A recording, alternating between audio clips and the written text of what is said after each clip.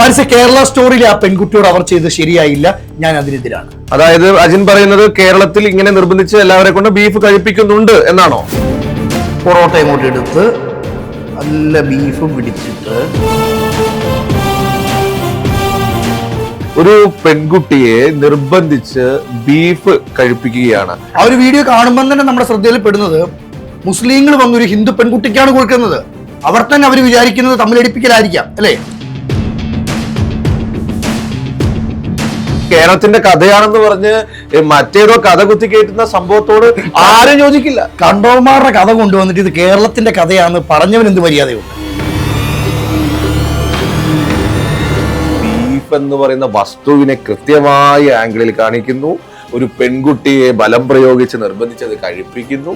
ഒരു പ്രത്യേക മതവിഭാഗക്കാരാണ് ഇത് നൽകുന്നത് കാണാൻ അവിടെ വസ്ത്രം വരെ പ്രത്യേകം രൂപത്തിൽ പർദ്ദയും തൊപ്പിയും ഒക്കെ വെച്ച ആളുകളെ കാണിക്കുന്നു. അങ്ങനെ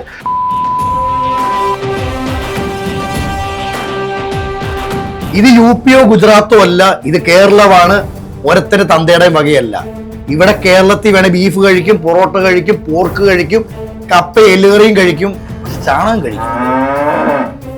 അത് അടി വരയിട്ട് ഞാൻ പറയാം, ചാണകം കഴിക്കത്തില്ല, തിരിച്ചു കഴിക്കാതൊന്നും കഴിക്കും. കേരളത്തെ കുറ്റം പറയാനോ മലയാളികളെ തൊടാനോ നിന്ന് കഴിഞ്ഞാൽ അവിടെ ഒരു രാഷ്ട്രീയമില്ല, മതമില്ല, ജാതിയില്ല, വർഗമില്ല. ഇങ്ങനെ ഒരു സംസ്ഥാനം ഇന്ത്യയിൽ ഉണ്ടോ എന്ന് പോലും ചോദിക്കാൻ നമുക്ക് പറ്റും.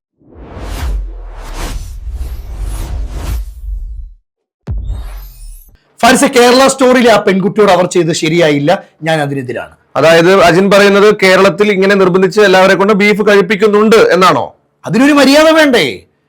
ഒരു പെൺകുട്ടിയെ കുറച്ചു പേര് പിടിച്ചു നിർത്തിയിട്ട് ഒരു കഷ്ടം ബീഫ് മാത്രമാണ് കൊടുക്കേണ്ടത്. പിന്നെ മലയാളികളുടെ ഒരു സ്വഭാവം എന്തുവാ? പൊറോട്ട ഇങ്ങോട്ട് എടുത്ത് നല്ല ബീഫ് പിടിച്ചിട്ട്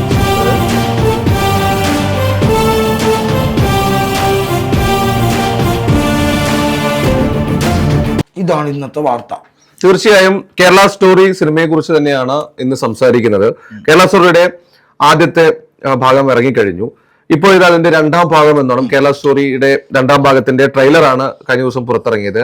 ആ ട്രെയിലറിലാണ് ഇത്തരത്തിൽ ഒരു പെൺകുട്ടിയെ നിർബന്ധിച്ച് ബീഫ് കഴിപ്പിക്കുകയാണ്. അപ്പോൾ ആ കുട്ടി ബീഫ് തട്ടിക്കളയുന്നുണ്ട്. പട്ടിണി കിടന്നാൽ പോലും താൻ ബീഫ് കഴിക്കില്ല എന്ന് ആ കുട്ടി പറയുന്നു.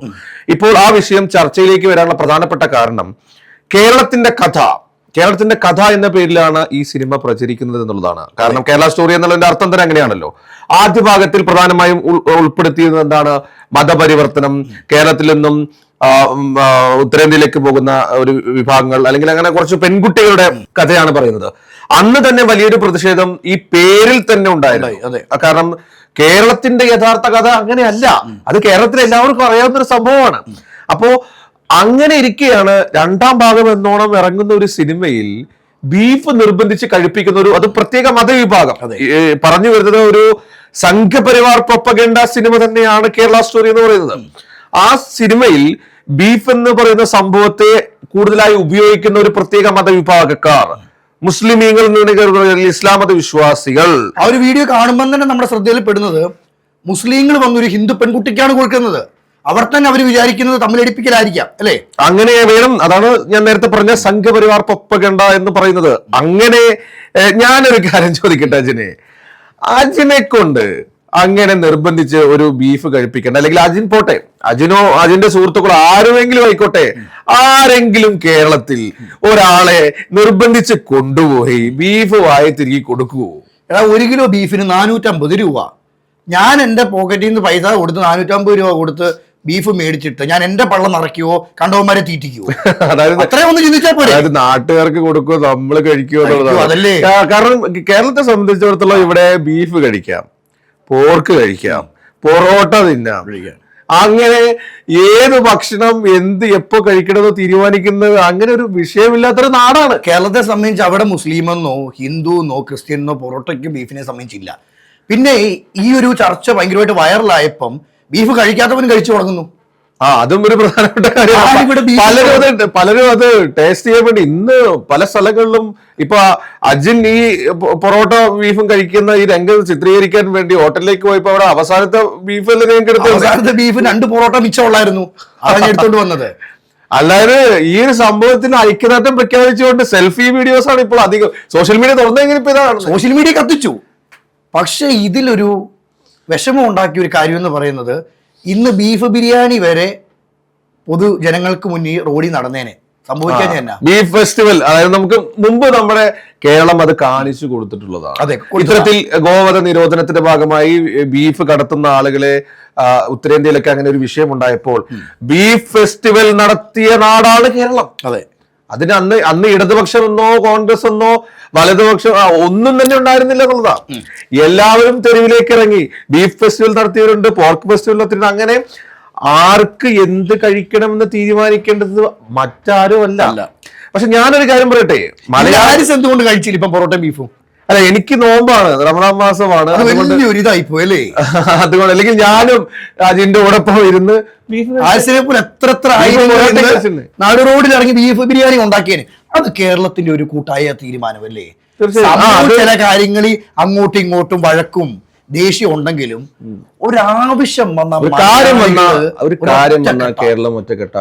സംശയമില്ല. കേരളത്തിന് അങ്ങനെ ഇങ്ങനെയൊന്നും എന്താണ് പറയാ, ഒരു അപരവൽക്കരിക്കാനോ കേരളത്തെ കുറ്റം പറയാനോ മലയാളികളെ തൊടാനോ നിന്ന് കഴിഞ്ഞാൽ അവിടെ ഒരു രാഷ്ട്രീയമില്ല, മതമില്ല, ജാതിയില്ല, വർഗമില്ല.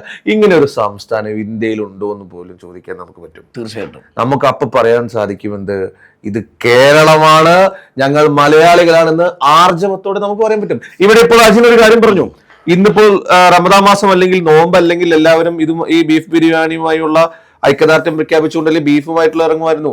മുസ്ലിങ്ങൾ മാത്രമൊന്നുമില്ല. അല്ല, തീർച്ചയായിട്ടും. ഇപ്പോൾ അജിൻ ഇന്ന് ഈ ഷോയിൽ തന്നെ ഇങ്ങനെ സാധാരണ ഈ ഒരു പരിപാടിയിൽ ഇങ്ങനെ ഭക്ഷണം കഴിച്ചുകൊണ്ട് തുടങ്ങുന്ന വല്ല ഫുഡ് ഓറിയന്റഡ് പ്രോഗ്രാമുകളൊക്കെ കുക്കറി ഷോ ആയിരിക്കണം. അല്ലാതെ ഇത്രയും ഒരു കാര്യം വൺസ് അഗെയിൻ പോലെയുള്ള വിഷയങ്ങൾ, പല മേഖലകളിലുള്ള വിഷയങ്ങൾ ചർച്ച ചെയ്യുന്ന ഒരു പ്ലാറ്റ്ഫോമിൽ നമ്മൾ ഒരിക്കലും ഇങ്ങനെ ബീഫ് കഴിക്കില്ല. ഇത് നമ്മുടെ തീരുമാനങ്ങൾ, നമ്മൾ അതിനോടൊപ്പമാണ്. കേരളത്തെ കാണിക്കുന്ന ഈ പരിപാടി, അതായത് കേരളത്തെ മുഖം തിരിച്ചല്ലെങ്കിൽ കേരളത്തിന്റെ കഥയാണെന്ന് പറഞ്ഞ് മറ്റേതോ കഥ കുത്തിക്കയറ്റുന്ന സംഭവത്തോട് ആരും യോജിക്കില്ല. കണ്ടോമാരുടെ കഥ കൊണ്ടുവന്നിട്ട് ഇത് കേരളത്തിന്റെ കഥയാണ് പറഞ്ഞവൻ എന്ത് മര്യാദയുണ്ട്? അതിൽ കേരളം എവിടെ നിൽക്കുന്നു? കമന്റുകളാണ് ശ്രദ്ധിക്കേണ്ടത്. ഇതിലൊരു കേരളം എന്നൊക്കെ പറയുമ്പോ എന്തെങ്കിലും കേരളവുമായി ബന്ധപ്പെട്ടത് വേണം. അതെ, ഒരു കാര്യമില്ല എന്നുള്ളതാണ്. ഏതൊക്കെയോ സംസ്ഥാനങ്ങളിലുള്ള കുറച്ച് കഥാപാത്രങ്ങളെ കാണിക്കുന്നു. ഞാൻ ഇന്ന നാട്ടിൽ നിന്ന് വന്നതാണ്, എനിക്ക് ഇങ്ങനെ ഒരു സംഭവം വന്ന് എന്നെ മതം മാറ്റി, എന്നെ വിവാഹം കഴിച്ചു, എന്നെ സിറിയയിലേക്കോ അല്ലെങ്കിൽ മറ്റെവിടേക്കെങ്കിലോ ഒക്കെ കൊണ്ടുപോകാൻ വേണ്ടി ശ്രമിക്കുകയാണെന്ന് പറയുന്ന പെൺകുട്ടികൾ ഇരുന്ന് പറയുന്നു എന്ന സംഭവമാണ്. കേന്ദ്ര ഇന്റലിജൻസ് അല്ലെങ്കിൽ സുപ്രീം കോടതി വരെ ലവ് ജിഹാദ് എന്ന് പറയുന്ന സാധനം ഇല്ല എന്ന് പറയുന്ന ഒരു രാജ്യത്താണ് നമ്മൾ ജീവിക്കുന്നതാണ് എന്റെ ഒരു പ്രധാനപ്പെട്ട കാര്യം അജിനെ. അപ്പൊ അങ്ങനെ വന്ന് ഇനി ഏറ്റവും അവസാന കാര്യം, ഈ ബീഫിന്റെ വിഷയത്തിലേക്ക് തന്നെ വരികയാണെങ്കിൽ, ഹാൽ എന്ന് പറയുന്ന ഒരു സിനിമ അതെ, ഹാൽ എന്ന് പറയുന്ന സിനിമയിൽ ഇത്തരത്തിലൊരു ബീഫ് ബിരിയാണി കഴിക്കുന്ന രംഗമുണ്ട്. ബീഫ് എന്ന വാക്ക് ഉപയോഗിക്കുന്നുണ്ട്.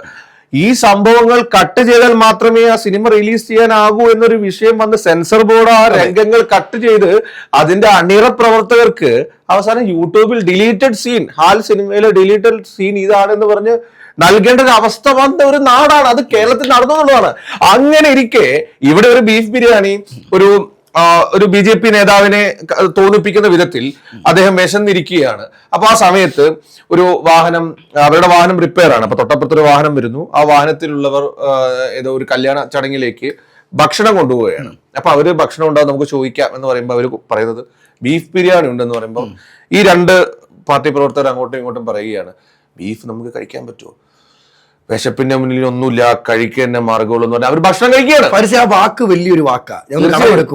വിശപ്പിന്റെ മുന്നിൽ ഒന്നുമില്ല, അവരതങ്ങ് കഴിക്കുകയാണ്. വിശന്ന് എനിക്ക് BP വരുന്നു എന്നൊക്കെ അങ്ങനെയൊക്കെ രംഗങ്ങളാണ്. ഇതിപ്പോ യൂട്യൂബിൽ നിന്ന് പോലും ആ വീഡിയോ നീക്കം ചെയ്ത സംശയമുണ്ട്. കാരണം കഴിഞ്ഞ ദിവസം നമ്മൾ സെർച്ച് ചെയ്തപ്പോ കാണുന്നില്ല. അപ്പോ അവര് പറയുകയാണ്, സംഘത്തിൽ പറയില്ല കേട്ടോ, ഉള്ളിക്കറിയാന്ന് പറഞ്ഞാൽ മതി. അതൊക്കെ തീർച്ചയായും ഒരു പൊളിറ്റിക്കൽ ഡ്രാമാറ്റിക്കൽ സാധനമാണ്, അല്ലെങ്കിൽ അവരെ കളിയാക്കുന്ന രീതി അതൊക്കെ നമുക്കറിയാം ആരെയാണ് കളിയാക്കുന്നതെന്നൊക്കെ. എന്നാൽ പോലും ആ രംഗം മുഴുവനായും ആ സിനിമയിൽ നീക്കം ചെയ്തിരിക്കുന്നു. സംഘം എന്ന കാര്യം തന്നെ പറയാൻ പാടില്ല, ആ വാക്ക് ഉപയോഗിക്കാൻ പാടില്ല എന്നാണ് പറയുന്നത്. ആ സ്ഥാനത്താണ് ഇവിടെ ബീഫ് എന്ന് പറയുന്ന വസ്തുവിനെ കൃത്യമായ ആംഗിളിൽ കാണിക്കുന്നു. ഒരു പെൺകുട്ടിയെ ബലം പ്രയോഗിച്ച് നിർബന്ധിച്ചത് കഴിപ്പിക്കുന്നു. ഒരു പ്രത്യേക മതവിഭാഗക്കാരാണ് ഇത് നൽകുന്നത് കാണാൻ അവിടെ വസ്ത്രം വരെ പ്രത്യേകം രൂപത്തിൽ പർദ്ദയും തൊപ്പിയും ഒക്കെ വെച്ച ആളുകളെ കാണിക്കുന്നു. അങ്ങനെ ഈ സിനിമയുടെ ഒരു ഞാൻ നേരത്തെ സൂചിപ്പിച്ച പോലെ തന്നെ ഒരു സംഘപരിവാർ പ്രൊപ്പഗണ്ട തന്നെയാണ് ഈ സംഭവത്തിൽ ഉപയോഗപ്പെടുത്തുന്നത്. പക്ഷേ ഇതും കേരളവുമായി യാതൊരു ബന്ധവുമില്ല. അതുകൊണ്ട് തന്നെയാണ് ഈ കമന്റുകൾ, അജിൻ ഇന്ന് രാവിലെ നമ്മൾ സംസാരിച്ചപ്പോൾ പറഞ്ഞല്ലോ, കമന്റുകൾ ശ്രദ്ധിച്ചു കഴിഞ്ഞാൽ അതിനകത്ത് പൊങ്കാലയാണ്. അതായത് ഞാനാണെങ്കിൽ ഈ ബീഫ് എന്ന് പറയുന്ന സംഭവം ഞാൻ എന്റെ സ്വന്തം പെങ്ങൾക്ക് പോലും കൊടുക്കില്ല എന്നാ പറയണേ. അതായത് നമ്മൾ ഭക്ഷണം കഴിച്ചോണ്ടിരിക്കുമ്പോ ബീഫിന് വേണ്ടി വീട്ടിൽ അടി കൂടുന്ന ഞാൻ എന്നൊക്കെ രീതിയിലാണ്. അങ്ങനെ എന്റെ ബീഫൊന്നും ഞാൻ ആർക്കും കൊടുക്കില്ല എന്നാണ് പലരും പറഞ്ഞു വരുന്നത്. എന്തായാലും ഇതിലൊരു പ്രധാനപ്പെട്ട ഒരു അപകടകരമായ സംഭവം, ഈ സിനിമ വെറും ഒരു നാട്ടിൽ ഒതുങ്ങിക്കൂടുന്ന ഒരു സിനിമയല്ല. അതിപ്പോ നിസ്സാര ട്രെയിലർ ഇറങ്ങിയപ്പോ തന്നെ ഇത്ര ചർച്ചയായെങ്കിൽ അല്ല, അവരുടെ ഉദ്ദേശം അതായിരുന്നു. അതായത് ഈ സിനിമ ചർച്ച ചെയ്യണം, ഈ സിനിമയിലെ ട്രെയിലർ ചർച്ച ചെയ്യണം, ഈ സിനിമയിലെ ട്രെയിലർ വിവാദമാക്കണം. അതായത് അത് മാത്രമല്ല, അതിന്റെ സംവിധായകൻ എന്ന് പറഞ്ഞിരിക്കുന്നത് ഇത് യഥാർത്ഥമായി നടന്ന ഒരു സംഭവത്തിന്റെ ആവിഷ്കരണമാണ്. ഇങ്ങനെ കണ്ടോ ഇത് ഇങ്ങനെ ഇവിടെ ഒരു കൊച്ചിനെ കൊണ്ടുവന്ന് ബീഫ് വായിലോട്ട് കൊടുക്കുന്നത് ഈ സംവിധായകൻ കണ്ടോ? അതായത് അയാൾ യഥാർത്ഥത്തിൽ കേരളത്തിൽ അല്ലെങ്കിൽ യഥാർത്ഥത്തിൽ നടന്ന ഒരു സംഭവം, കേരള സ്റ്റോറി എന്നാണല്ലോ പറയുന്നത്, കേരളത്തിലാണല്ലോ, യഥാർത്ഥത്തിൽ നടന്ന സംഭവത്തിന്റെ ആവിഷ്കാരമാണ് എന്ന് സ്ഥാപിക്കുകയാണ്. അല്ലാതെ ആ പുള്ളിക്ക് അതേ ഇനി പറയാൻ പറ്റൂ. അതെ, കഴിഞ്ഞു പോയി. അല്ലെങ്കിൽ അദ്ദേഹം എന്താണ് ചെയ്യേണ്ടത്? സിനിമ എന്ന് പറഞ്ഞാൽ ഇന്നൊരു സാങ്കല്പിക കഥാപാത്രമാണ്. സാധാരണ സിനിമകളിലൊക്കെ അങ്ങനെയാണല്ലോ പറയുന്നത്, സാങ്കല്പിക കഥയാണ്, സാങ്കല്പിക കഥാപാത്രമാണ്, സാങ്കല്പിക സംഭവമാണ്. ഇത് ഒരു നാടുമായോ അല്ലെങ്കിൽ ഒരു വ്യക്തിയുമായോ ഒരു സംഘടനയുമായോ യാതൊരു ബന്ധമില്ല, സംവിധാനവുമായോ ബന്ധമില്ല എന്നൊക്കെയാണ് പറയാ. പക്ഷെ ഇങ്ങനെ വന്നിട്ട് പറയാ ഇത് യഥാർത്ഥത്തിൽ നടന്ന സംഭവം ഞാൻ ആവിഷ്കരിച്ചതാണ് എന്നാണ് സംവിധായകൻ പറയുന്നത്. അപ്പൊ സംവിധായകന്റെ ഒരു ഉറപ്പ് നോക്ക്. അല്ലെങ്കിൽ സംവിധായകനെ സംബന്ധിച്ചിടത്തോളം ഞാൻ എന്ത് എഴുതിയാലും, ഞാൻ എന്ത് പറഞ്ഞാലും, ഞാൻ എന്ത് നിർമ്മിച്ചാലും, ഞാൻ എന്ത് സംവിധാനം ചെയ്താലും എനിക്കൊരു പ്രശ്നവുമില്ല. എന്നെ സംരക്ഷിക്കാൻ ഇവിടെ ആളുകളുണ്ട്, എനിക്ക് സെൻസർ ബോർഡ് എന്റെ കയ്യിലാണെന്നുള്ള കാര്യമാണ് അവിടെ ഉറപ്പാക്കുന്നത്. അത് സീരിയസ് ആയിട്ട് എടുക്കേണ്ട ഒരു കാര്യം തന്നെ അല്ലേ? തീർച്ചയായും. അപ്പൊ അതാണ് ഞാൻ ആ ഹാൽ എന്ന സിനിമയ്ക്കില്ലാത്ത എന്താണ് കേരള സ്റ്റോറിക്കുള്ളത്? ഹാൽ എന്ന സിനിമയിൽ ബീഫ് എന്ന് പറയാൻ പാടില്ല എന്ന് പറയുന്ന സ്ഥലത്ത് ബീഫ് കാണിക്കുകയും ബീഫ് നിർബന്ധിച്ച് കഴിപ്പിക്കുകയും ബീഫ് പട്ടിണി കിടന്നാലും ഞാൻ ബീഫ് കഴിക്കില്ല എന്ന കൊച്ചിനെ കൂടി പറയിപ്പിക്കുകയും ഒക്കെയാണ് ചെയ്തു വരുന്നത്. എന്തായാലും ഇതിൽ മറ്റൊരു അപകടം ഞാൻ പറഞ്ഞു വന്നത് ഇതായിരുന്നു. ഇത് നമ്മൾ മാത്രമല്ല കാണുന്നത്, ഉത്തരേന്ത്യയിലടക്കമുള്ള അല്ലെങ്കിൽ മറ്റ് സംസ്ഥാനങ്ങളിലുള്ള ആളുകളൊക്കെ ഈ സിനിമയെ കാണും. ഈ അയൽ സംസ്ഥാനങ്ങളായ ഇപ്പൊ തമിഴ്നാടിനോ കർണാടകയ്ക്കോ ആന്ധ്രാപ്രദേശിനോ ഒക്കെ അല്ലെങ്കിൽ തെലങ്കാനയ്ക്കൊക്കെ ഏതാണ്ട് കേരളത്തിന്റെ ഒരു സംസ്കാരവും ചരിത്രവും അല്ലെങ്കിൽ അവരുടെ രീതികളും ഒക്കെ കൃത്യമായിട്ട് അറിയുന്നവരായിരിക്കും. പക്ഷേ അങ്ങ് ഉത്തരേന്ത്യയിൽ അങ്ങ് ദൂരെ കിടക്കുന്ന ചില സംസ്ഥാനങ്ങളിലുള്ളവർ എന്താണ് കരുതുക? ഇത് സത്യത്തിൽ കേരളത്തിൽ ഇങ്ങനെയൊക്കെ നടക്കുന്നുണ്ടോ? അയ്യോ അങ്ങോട്ടേക്കാണോ എന്റെ മകനെ ജോലിക്ക് പോയിരിക്കുന്നത്? അങ്ങനെ ഭയപ്പെടുത്തുന്ന രീതിയിലേക്കുള്ള രംഗങ്ങളാണ് സിനിമയിലുള്ളത്. അല്ല, സ്വാഭാവികമായിട്ട് ആ രംഗം മറ്റു സ്ഥലത്ത് നിന്ന് കാണുന്ന ഒരു വ്യക്തി ആരെങ്കിലും പേടിച്ചു പോയി, ഇങ്ങോട്ട് എന്റെ മകനെ എങ്ങനെ വിടും? അതെ, വിശ്വസിച്ച് വിടും. അവർക്ക് വരാൻ ഇനി പേടിയാവില്ലേ? യുപിയിലും ഗുജറാത്തും പോലെയാണോ അങ്ങനെ സംഭവം വിചാരിച്ചു. ഇതിലെനിക്ക് ഒന്നേ പറയാനുള്ളൂ, ഇത് യുപിയോ ഗുജറാത്തോ അല്ല, ഇത് കേരളമാണ്. ഓരോരുത്തരുടെ തന്തയുടെയും വകയല്ല. ഇവിടെ കേരളത്തിൽ വേണേ ബീഫ് കഴിക്കും, പൊറോട്ട കഴിക്കും, പോർക്ക് കഴിക്കും, കപ്പ എല്ലുകറിയും കഴിക്കും, പക്ഷെ ചാണകം കഴിക്കത്തില്ല കേട്ടോ. അത് അടിവരയിട്ട് ഞാൻ പറയാം, ചാണകം കഴിക്കത്തില്ല, തിരിച്ചു കടിക്കാതൊന്നും കഴിക്കും. തീർച്ചയായും. എന്തായാലും കേരള സ്റ്റോറി രണ്ടാം ഭാഗം പറഞ്ഞു വെക്കുന്ന അതിന്റെ ട്രെയിലർ മാത്രമാണ് നമ്മൾ കണ്ടിട്ടുള്ളൂ. ട്രെയിലർ ഇങ്ങനെയാണെങ്കിൽ ആ സിനിമ എങ്ങനെയായിരിക്കും എന്നുള്ളത് മലയാളികൾ അല്ലെങ്കിൽ ഈ മലയാളത്തെ സ്നേഹിക്കുന്നവർ, കേരളത്തെ സ്നേഹിക്കുന്നവർ തന്നെ കണ്ടു മനസ്സിലാക്കട്ടെ എന്ന് മാത്രം പറഞ്ഞുകൊണ്ട് നിർത്തുന്നു. നമസ്കാരം. അപ്പൊ ഫാരിസ്, വിഷമമുണ്ട്, നോമ്പായതുകൊണ്ട് കഴിക്കാൻ പറ്റുന്നില്ല.